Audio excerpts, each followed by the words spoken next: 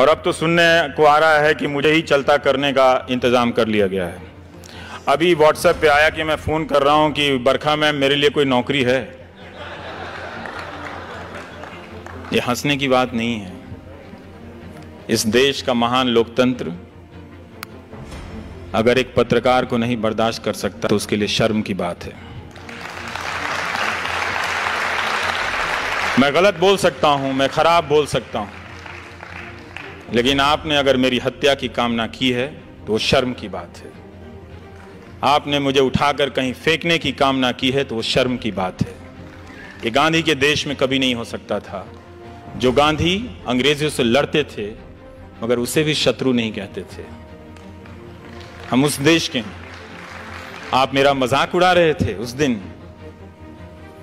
वो सबसे शर्मनाक दिन था जब मेरा फोटो तरह तरह से ट्विटर पे बनाकर चलाने लगा। किसी ने टीका लगा दिया, किसी ने गेरुआ लगा दिया। मैं पहनता हूं भाई गेरुआ, तुम पहनाओगे तो थोड़ी पहनूंगा। मैं पहनता हूं, लाखों लोग पहनते हैं गेरुआ इस देश में। क्या आप वो भी एक दिन टीवी चैनल से तय होगा कि सबको गेरुआ पहनना होगा? वो तो हम पहनते हैं अपने अपने पूजाओं में। और ये मजाक चल रहा था तो मैं यही सोच रहा था कि क्या एक अदना सा पत्रकार इतना महत्वपूर्ण हो गया कि उसे विस्थापित करने के लिए हुकूमत इतनी चालें चलेंगी? और क्या हम नहीं जानते कि कॉरपोरेट में टेक ओवर कैसे होता है? आपने दुनिया का इतिहास नहीं पढ़ा? और क्या आप हमेशा ये होता रहा है इसीलिए होते रहने देंगे? होते रहने दीजिए। आपको लगता है कि आपको फर्क नहीं पड़ेगा, फर्क आप ही को पड़ेगा। फर्क आप ही को पड़ेगा जब आपकी आवाज पहुंचने के हर रास्ते बंद कर दिए जाएंगे। जवाहरलाल नेहरू ने अमृत बाजार पत्रिका के संपादक को लिखा था कि अखबार आलोचना नहीं करेंगे तो कौन करेगा। मैं यहां इस हॉल में आ रहा था तो किसी ने उसका टेक्स्ट मुझे व्हाट्सएप किया था कि अखबार अगर आलोचना नहीं करेंगे तो सरकार की आलोचना कौन करेगा। सरकार की आलोचना करने पे बधाई मिलनी चाहिए। यह इसलिए महत्वपूर्ण है क्योंकि बाकी लोग नहीं करते हैं। 99% मीडिया एक गोदी मीडिया बन गया है। अब रोना रो रहा है कि जो 1% है वो भी गोदी मीडिया है। कमाल है साहब, कमाल है। सारा मीडिया खरीद के जेब में रख लो और दिन भर प्रोपेगेंडा, हिंदू मुस्लिम एजेंडा चलाते रहो और कहो कि गोदी मीडिया दूसरी तरफ भी है। ने देश को अपनी आंखों से देखिए। वो जो रात को एंकर आते हैं और आपको नेशनलिज्म का आधा पाठ पढ़ाते हैं, उनकी निगाह से मत देखिए। वो आपको इस देश की हकीकत से काट कर ले जा रहे हैं, एक ऐसे देश की दुनिया में जो है ही नहीं। हमारा मुल्क सबसे खूबसूरत मुल्कों में से एक है। कॉरपोरेट हमारा बड़ा कमाल का है। उसने पहले मीडिया को नेताओं के यहां पहुंचाया, नेताओं ने मीडिया को अपने पास रख लिया। अब कॉरपोरेट मीडिया तो खरीद लेता है, कई तरह के चैनल, लेकिन बोल वो भी नहीं पा रहा है बेचारा। जीएसटी से परेशान है, उसका धंधा चौपट है, बैंकों के खून निकल रहे हैं, बह रहे हैं, वो घाटे में दबे जा रहे हैं, मरे जा रहे हैं, कोई बोल नहीं रहा है। क्या बात है भाई, तुम भी डर गए? तुम तो बड़े बड़े चैनल खरीद लेते हो। किस लिए खरीदते हो? डरने के लिए?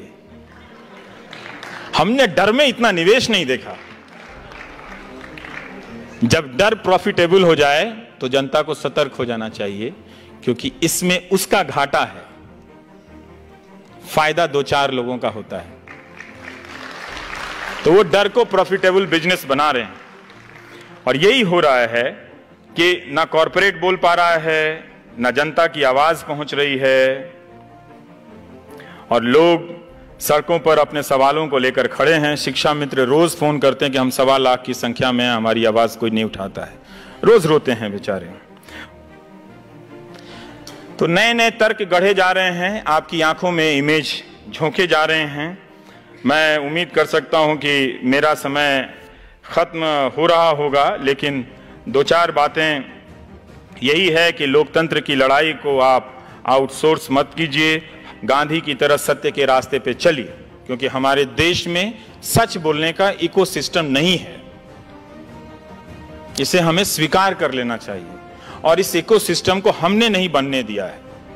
जो भी जरा सा चलता है हम उसे पागल घोषित कर देते हैं। जो ईमानदार होता है, कोई कलेक्टर आ गया, वो ऑनेस्टी से काम करता है, उसी के रिश्तेदार बोलेंगे पागल हो गया। ये दुनिया बदल देगा क्या? अब तक आप झूठ के साथ खड़े रहे हैं, कुछ साल तक सच के साथ खड़े होने का प्रयास तो कीजिए, हो जाएगा। वो राजा हरिश्चंद्र की जो कहानी सुनाई जाती है कि वो बर्बाद हो गए, बने थे सत्यवादी चलने, पूरा परिवार तहस नहस हो गया, अंत में उनके पास कुछ भी नहीं बचा। ये कहानी इस देश में सुनाई जाती है राजा हरिश्चंद्र के लिए की। पता है क्यों? क्योंकि आप हमेशा डरे रहे। और ये कहानी कौन सुनाता है पता है? जो पावर में होता है। गांधी ने ठीक इसका उल्टा किया।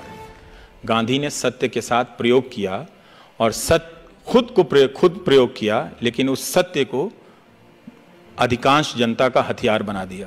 ये लो सत्य। आज सीबीआई और जेल के डर से हमारा अपोजिशन भी नहीं बोलता, और गांधी ने उस सत्य के दम पे लाखों लोगों को, अंग्रेजों की जो डर का सबसे बड़ा कारखाना था, अंग्रेजों का फैक्ट्री थी डर की, जेल, उसमें ले आकर भर दिया। गांधी ने कहा अपने भीतर जेल जाओ और अपने भीतर के डर से आजाद हो जाओ। इनके पास टैंक है, तोप है, अफसर हैं, कानून है, सेलुलर जेल है, सब है, लेकिन जिस दिन तुम जेल जाने के डर से आजाद हो जाओगे, बाकी आजादी मिल जाएगी।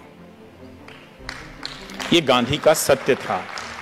गांधी ने इसी सत्य के लिए अपनी जिंदगी दी। वो कहते थे कि सत्य की खोज में क्रोध, स्वार्थ, घृणा आदि विकार स्वभावतः छूटते जाते हैं, अन्यथा सत्य की प्राप्ति असंभव ही हो जाए। सत्य की खोज में सफलता प्राप्त होने पर मनुष्य में प्रेम और घृणा, सुख और दुख आदि के द्वंद्वों से पूर्णतः मुक्त हो जाता है मनुष्य। और वो अपना पैमाना गांधी बनाते रहते हैं। आप देखेंगे कि गांधी अंतिम तक प्रयोग कर रहे हैं। वो हारते हैं। वो अपनी अहिंसा, जब भारत आज़ाद होता है तो जिस अहिंसा को लेकर वो 30 साल तक प्रयोग करते हैं, वो बिखर जाती है। एक किताब है सुधीर चंद्र की, गांधी एक असंभव संभावना। आप पढ़िएगा कि गांधी आखिरी वक्त में फिर अकेले खुद को जुटाते हैं। वो चाहते थे 125 साल जीना, लेकिन बाद में उनके जीने की इच्छा समाप्त होने लगती है और वो नोआखली चल देते हैं। तो जैसे आज ट्रोल होता है, वैसे ही तब होता था कि बापू आप पहले बिहार क्यों नहीं जाते हैं, बापू आप कलकत्ता में क्यों नहीं रुकते, आप हिंदुओं के यहाँ क्यों नहीं रुकते, आप मुसलमानों के यहाँ क्यों नहीं रुकते। तो दोनों तरफ के जो सांप्रदायिक लोग थे वो गांधी जी का ट्रोल करते हैं। लेकिन गांधी क्या करते हैं उस ट्रोल के बाद? कई बार हम लोग ट्रोल से डर जाते हैं, तो मैं बताना चाहता हूं कि गांधी क्या करते हैं। गांधी उस वक्त एक बात बताते हैं कि हिंदू मुसलमान दोनों हैवान बने हुए हैं, क्या इसमें से निकलने का कोई रास्ता नहीं है? रास्ता तो है, दोनों में से एक जानवर ना बने। जो निखिल डे कह रहे थे, आखिरी बात जो उनकी थी, उस बात को समझिए, दोनों में से एक जानवर ना बने। यही इसमें से निकलने का सीधा रास्ता है। ये गांधी ने कहा था। और वो पहचानते थे, जब ये ट्रोल के जरिए किसी की हत्या पर उत्सव मनाया जाने लगा, यहाँ वहाँ के तर्कों से सवाल किए जाने लगे, तो लोगों ने कहा कि हम तो ऐसे ही थे, भीतर से हम लोग सब कम्युनल थे, बाहर आ गए उसमें। तो बाहर कम्युनल आए तो खराब लगे, तो उसमें नेशनलिज्म थोड़ा सा ऊपर से डाल दो, उसमें मलाई।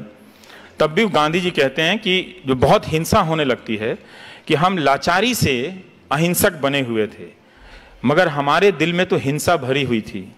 अब जब अंग्रेज यहाँ से हट रहे हैं, तो हम उस हिंसा को आपस में लड़कर खर्च कर रहे हैं। हम आज भी उस हिंसा को आपस में लड़कर खर्च कर रहे हैं। अपने भीतर की अहिंसा को पहचानिए, उसमें बहुत शक्तियां हैं। ये वो शक्तियां हैं जो इस मुल्क में बेपनाह मोहब्बत भर देंगी। इस मोहब्बत के सहारे आप कम रोटी खाकर भी मुस्कुराएंगे, जनरल क्लास में भी चलकर मुस्कुराएंगे। ये मोहब्बत नहीं रहे